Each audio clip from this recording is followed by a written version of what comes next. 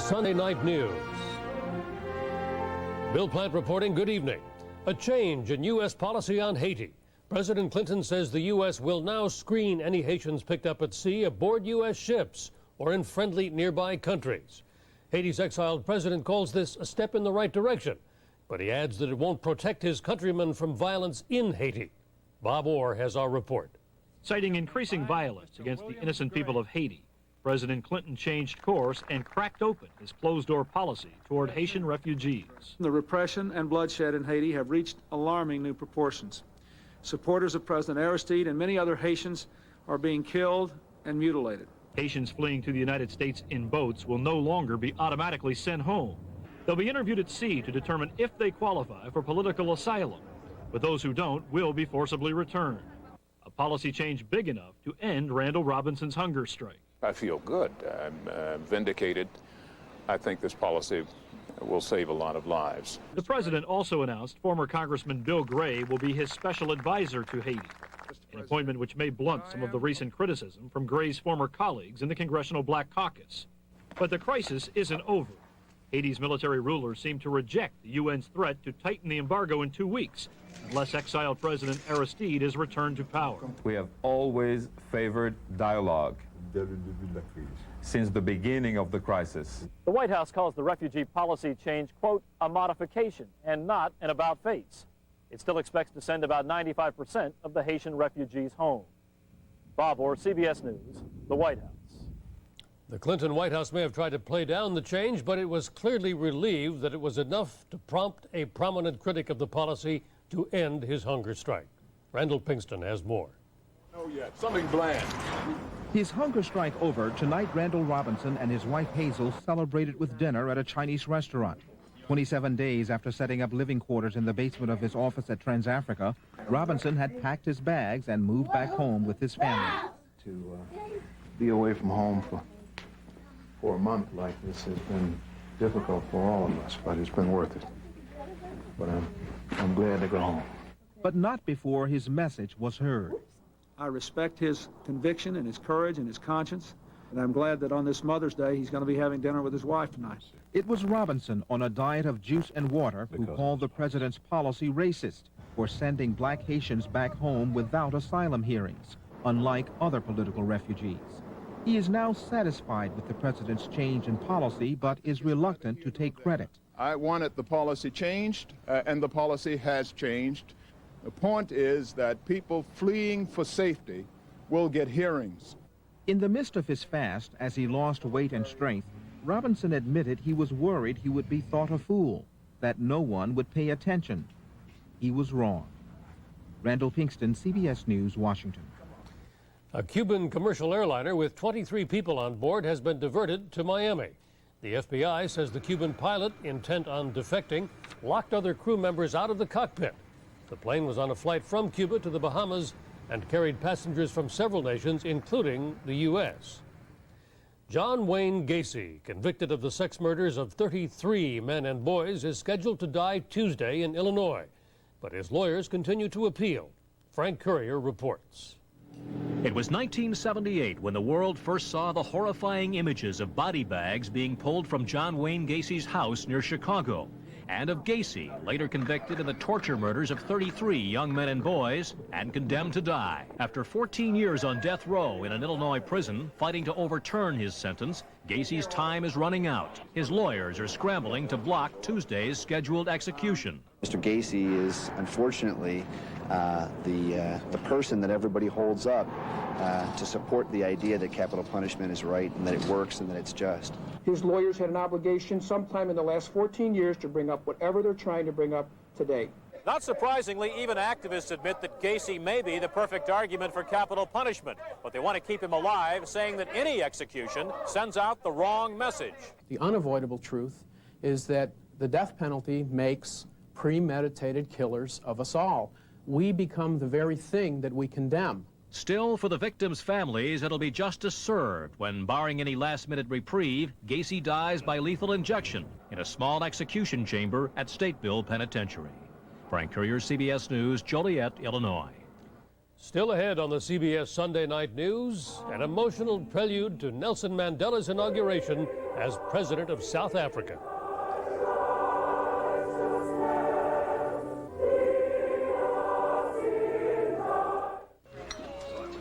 Please pass the all fruit. Airliner all fruit is real fruit, sweetened only with fruit juice.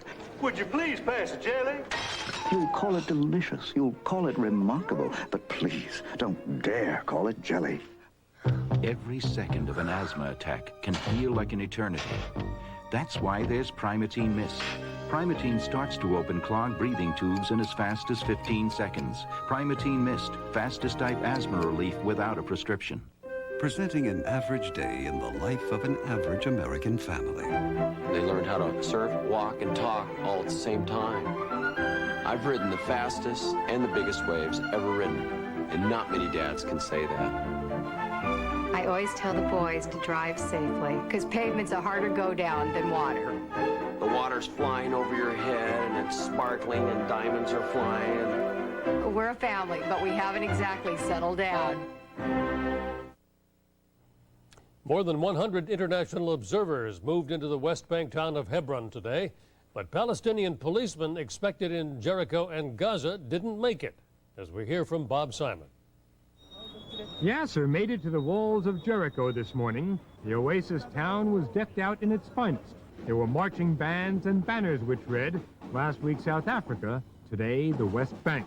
People took to their balconies to witness the triumphal entry of 300 Palestinian police, the embodiment of so many Palestinian aspirations.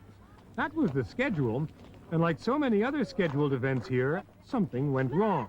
As always, Palestinians and Israelis blamed each other. Other police were due to arrive in Gaza today, and Palestinians were waiting here too. Their weapons arrived, several hundred Kalashnikov rifles, but no sign of the men who would carry them. The crowd was good-natured. "We want peace," they shouted. All the Israeli soldiers wanted was peace and quiet. As the waiting wore on, the move from olive branches to stones was not a difficult transition and did not take much time. The passions went to their heads. There were casualties and confusion, no police. So it was another day of disappointment in Gaza and in Jericho, and the day ended with a phrase which has become all too familiar in the past week, maybe tomorrow. Bob Simon, CBS News, on the West Bank. 4 years after they threw them out, voters angry about Hungary's economy have put the former communists back in power. The results almost complete from today's first-round elections. The renamed Socialist Party is well ahead of the ruling Conservatives. There was a heavy turnout for Panama's first presidential election since U.S. troops removed Manuel Noriega from power. Ahead in the vote count is Ernesto Perez Balladares, a businessman linked to Noriega. Ruben Blades, the popular actor and salsa singer, is trailing in third place. Secretary of State Christopher and several other cabinet secretaries are in Mexico tonight for talks with their counterparts south of the border. These meetings are a regular occurrence, but this one comes at a time of real uncertainty in Mexico. It was just last fall that President Clinton signed the North American Free Trade Agreement with Mexico, amid talk of a new era of progress and economic well-being. Few would have guessed that on New Year's Day, Mexico would awake to an armed rebellion in its southern state of Chiapas. It was very surprising. People might have known that there was some armed groups in Chiapas, but nobody expected this to happen. Or this, when the ruling party's hand-picked candidate for president was gunned down at an election rally in March, the PRI party, which has held power for more than 60 years, quickly selected another candidate for the August elections. I think Mexico can overcome any setbacks and any tragedy. And on August the 21st, I believe that Mexico will hold full, free, and fair elections. Not everyone is convinced. Congressman Robert Torricelli wants legislation urging Mexico to keep its election promises. I think for Mexico it's almost a point of no return.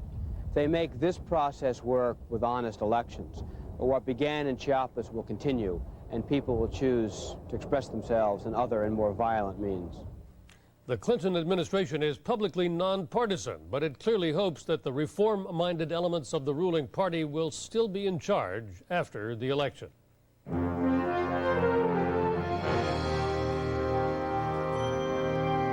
They created their microprocessor in 1971, and the faster their chips have performed, the faster their company has grown. Today, the Intel design is the brains behind 2/3 of the world's PCs. By the 21st century, Intel expects their chip to execute 2 billion instructions in 1 second. Where do you find such fast-thinking companies? Actually, there's a list of them printed every day.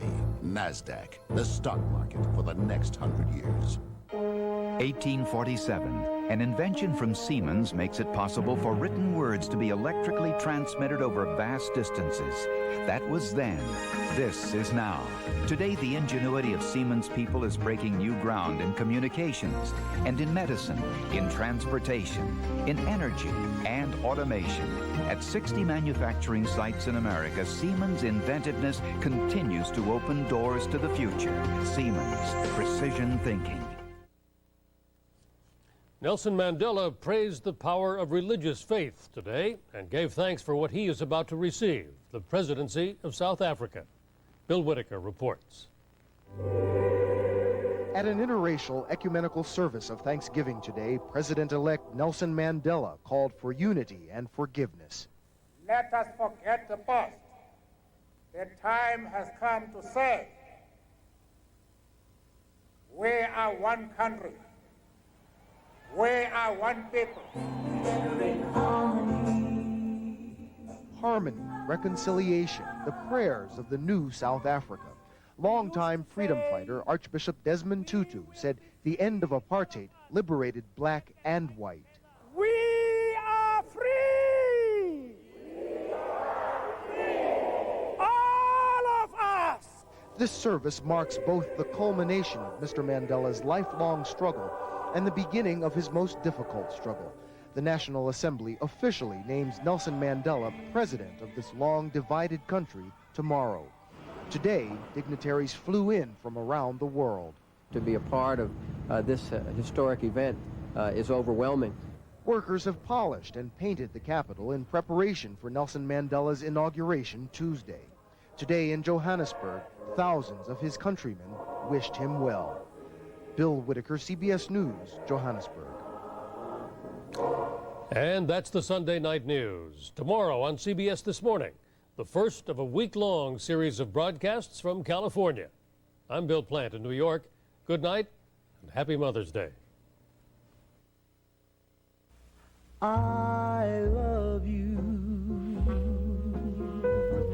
for sentimental reasons. I hope you do believe me. I'll give you my heart. Oh, I love you. It's never fun to eat and run, to rush and eat too fast, 'cause you know it's gonna catch up with you at last. For acid indigestion or heartburn with headache, nothing's faster than Alka-Seltzer. Get yourself some Alka-Seltzer and you'll feel better fast. When Ryan gets an allergy attack, we see the doctor. He's my dad. He recommends Dimetapp Elixir. It relieves his allergy symptoms, is alcohol-free, and Ryan loves the taste. Doctors recommend Dimetapp for their families and yours.